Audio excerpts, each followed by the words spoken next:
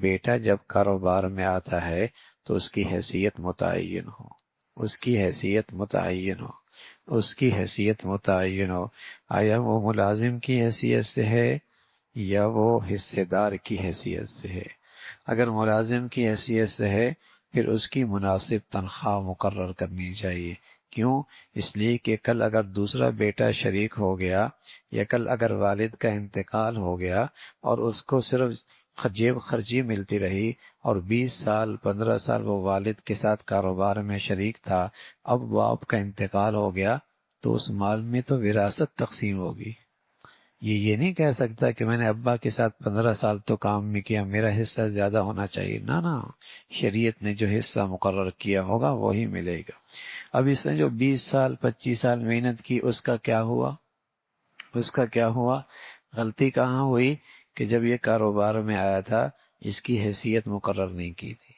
اگر اس کی حیثیت ملازم کسی ہوتی اور اچھی خاصی سے تنخواہ ملتی رہتی تو ٹھیک ہے، اس نے اپنے ہر مہینے کی تنخواہ لی ہے، والد کے انتقال کے بعد شریعت کے مطابق تقسیم ہوگی، اور اس نے اگر 3 لاکھ 4 لاکھ ہر مہینے لیے تو اپنی مزدوری لے لی اس نے۔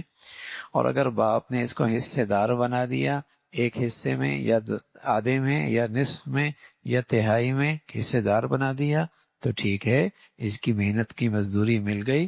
اب بقیہ جو حصہ ہے جو اس میں اس کا بھی حصہ ہوگا، اور باقی جو اس کے ورثاء ہیں ان کی وراثت کا حصہ بھی ہوگا، اور اس کا اپنا حصہ جو اس کے شیئر ہیں اس کاروبار میں وہ الگ سے ہوں گے، اس میں وراثت جاری نہیں ہوگی۔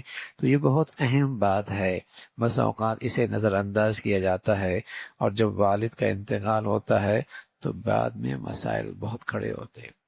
بیٹی کہتی ہے میرا حصہ، بیٹا کہتا ہے کاروبار تو میں نے ابا کے ساتھ کھڑا کیا ہے، کاروبار تو میں نے کھڑا کیا ہے۔ دوسری بہنیں کہتی ہے میرا حصہ، بھائی کہتا ہے کاروبار تو میں نے کیا سارا، تمہیں کیسا حصہ ملے گا؟ ٹھیک ہے، ان چیزوں میں حصہ ہو، کاروبار میں کوئی حصہ نہیں، یہ تو میں نے کیا ہے۔ چھوٹے بیٹے چھوٹے بھائی بعد میں کاروبار میں شریک ہوئے، اور یہ بھائی 40 سال سے کاروبار میں شریک تھا، اب دونوں میں وراثت ایک جیسی۔ اب اس 40 سال کی محنت کا بدلہ کہاں گیا؟ غلطی کہاں ہوئی؟ جب کاروبار میں آئے تھے اس کی حیثیت مقرر نہیں کی تھی، اس کی حیثیت مقرر نہیں کی تھی۔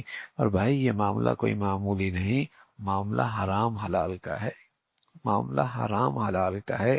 اللہ نہ کرے کسی کا 1 روپیہ بھی میرے حصے میں آیا، کل قیامت میں بعد پرسو کسی کی تھوڑی سی حصہ کیفیت مال کی حیثیت بھی میرے پاس آئی جو میرا حق نہیں ہے، کل قیامت میں اس کا بدلہ چکانا پڑے گا۔ اور وہاں بدلہ چکانا پیسوں سے، درہم سے، دنانیر سے نہیں ہوگا بھائی، وہاں تو ویسی آدمی دائیں بائیں دیکھ رہا ہوگا کوئی ایک نیکی مل جائے اور معاملہ وہاں چکانے کا پڑ جائے، نیکیاں دینی پڑیں، بڑے گھاٹے کا سودا ہے، بڑے گھاٹے کا سودا ہے۔ تو معاملات بہت صاف ہونے چاہیے، معاملات بہت صاف ہونے چاہیے۔ تو بیٹی کی کاروبار میں کیا حیثیت ہے وہ طے ہونی چاہیے۔